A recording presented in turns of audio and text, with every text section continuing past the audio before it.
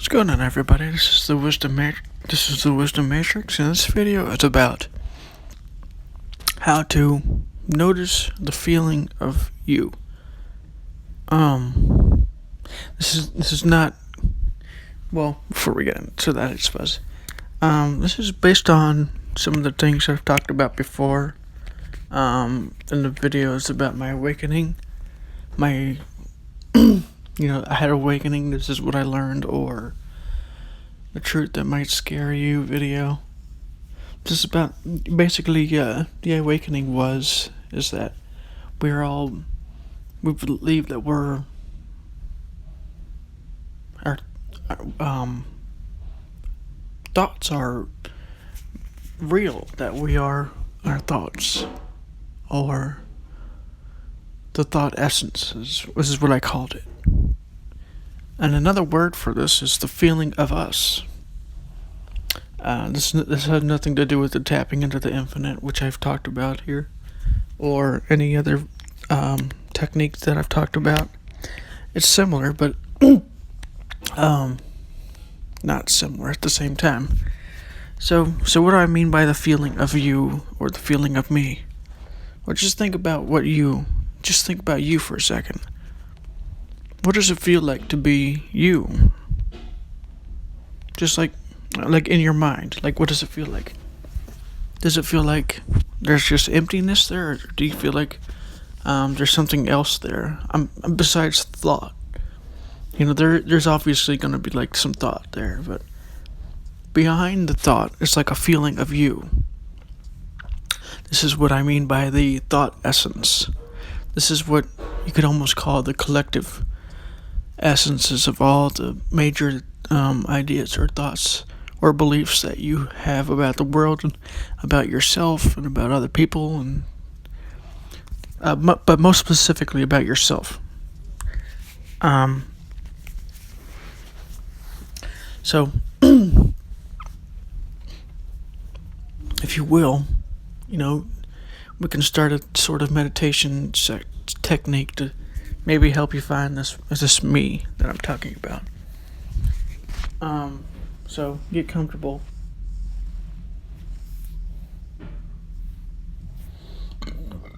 Excuse me. And whenever you're ready, just think of you. Like, what does it feel like inside of your mind to be you? Just focus on that, feeling.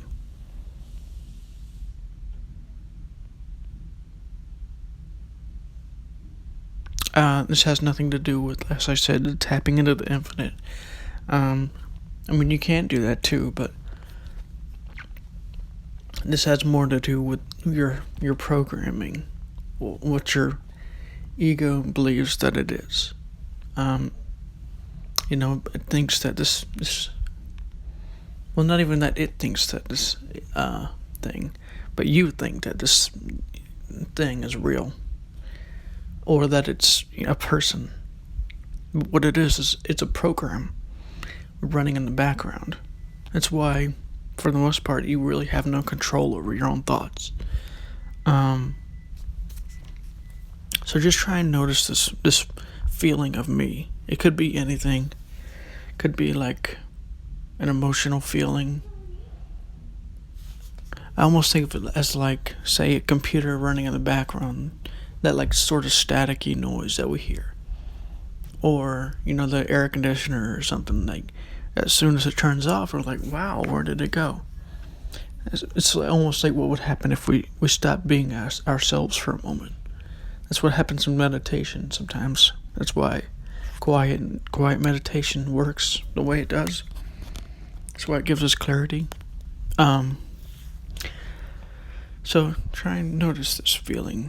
If you can't, don't worry about it. It is hard to describe in words what this thing is. But you could, like I said, you can call it the background noise. Say, it's a noise that you've gotten used to, like air conditioning. So that once you've figured out this noise, or once you've actually heard this noise and actually paid attention to it, it actually does make a sound. in your head, so to speak. It's not really a noise in your head, but it's a feeling. This is what keeps the identity of the ego running as it does. So see if you can notice this.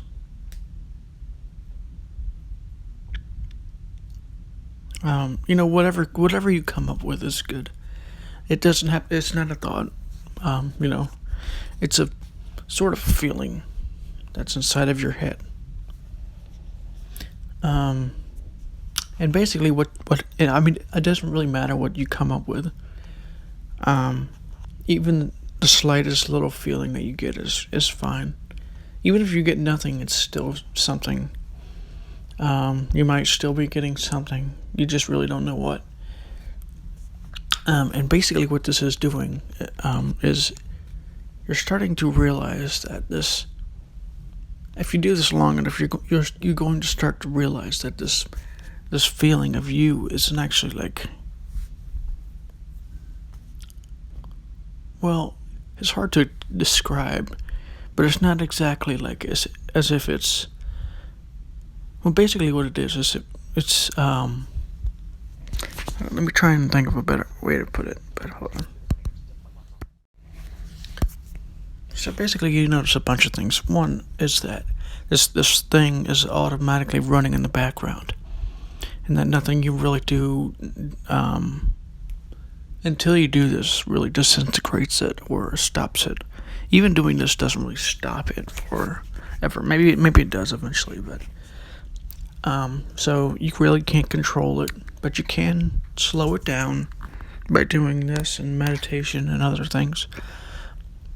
The other thing you realize is that this thing isn't actually like you, because if you do this for long enough, it starts to separate from you. This machine-like programming, you could call it software of the brain, just keeps running, but it feels separate from you at that point. At first it won't. At first it feels like it's like you. But then you start to focus on it, you start to pay attention to it. And if you don't react to it, or if you don't fall into its traps, you separate from it. And then you just become aware of this thing, whatever it is. And anything might come up when you do this, any kind of emotion. It might be fear. It may be anger or whatever. I know the first time I really noticed this was the first time I made that video, The Truth That Might Scare You. I forget what it was called, the ego concept or something like that. The Truth That Might Scare You. Something like that. And when I realized this, I kept looking at it and looking at it. It was separating from me.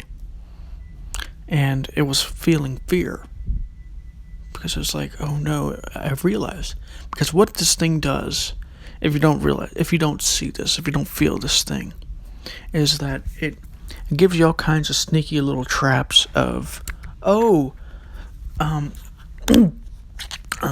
no, let me back up. It gives you all, it makes all kinds of traps for you. When I'm talking about the two modes of ego, the ego either runs with fear or desire. The reason why the ego... I'm sorry. Let me go back again.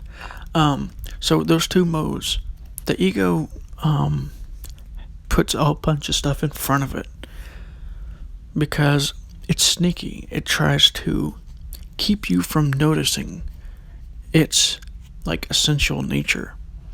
And it'll do anything it can, like fear.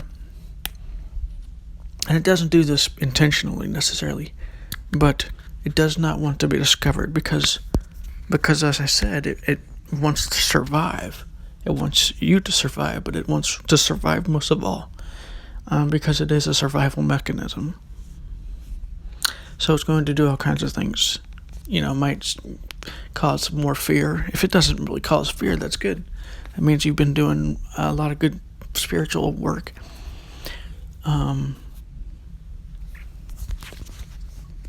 So it's hard to describe, but the ego is very sneaky in so many ways. I mean, I can spend hours trying to describe how sneaky the ego is and how it works. Because it does not want to be found out. Because once it's found out, your awareness is like, oh, wow, this is how this works. And then more pieces of the puzzle start coming together, and your ego does not want that because it starts to decrease in strength at that point, diminish its strength. It's because your awareness is way more powerful than your ego. This is why it's important to become aware of the ego, the feeling of you. The feeling of you is like the essential nature of the ego. This is what it's identified with. This is like its identity. It assumes that this thing is, let me back up. You assume that this thing is you, but it's not you. Well, maybe not. You don't assume that now, but for the longest time, you would assume that this is you because it feels like you, because it's pretty much all you know when it comes to the mind. And part of this is because of the survival mechanism that is the brain, or the ego. The brain, ego, mind. People say the brain is intimately connected with the mind. That's true. The mind is connected to the brain the same way, and the ego is intimately the brain mind.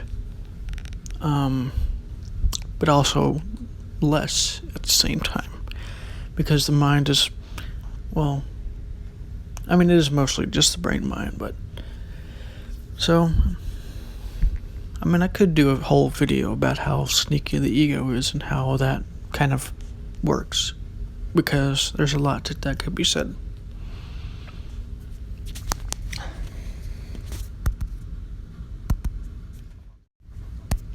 So just know that this ego is very sneaky, and it can sneak up on you in many ways. And the goal isn't necessarily to watch the thoughts, although that's a good idea as well sometimes, but to actually watch this essential feeling thing if you can.